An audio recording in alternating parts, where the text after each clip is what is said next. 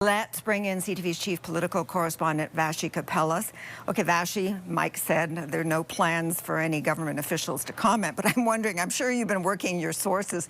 Has there been any reaction to Donald Trump's reaction to the Prime Minister's speech?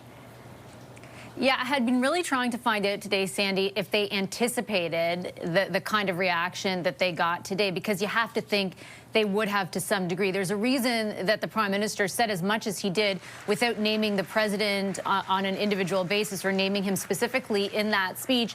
And it was largely to avoid, some sort of retaliatory punishment that Trump is often want to do.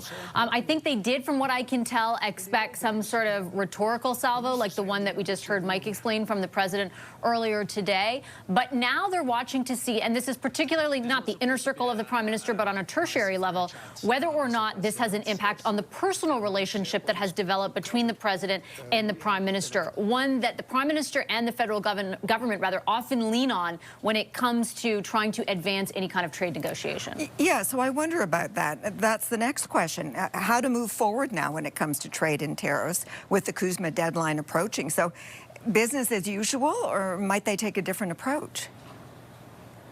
Well, the interesting thing that I've been told is we have a new ambassador coming on scene in a couple of weeks, right? Mark Wiseman, who has been a part of all the meetings that the current ambassador, Kirsten Hillman, has had with stakeholders over the past few weeks. My understanding is that he will not be leading those trade negotiations, that the government is looking to appoint somebody who will be solely focused on actually going through the USMCA process or the CUSMA process, and Mr. Wiseman will occupy the more traditional role of an ambassador. So that's one pivot that might not be, directly linked to what's happened, but that could have an impact going forward on those negotiations. Okay. Sandy? Vassy, thanks so much.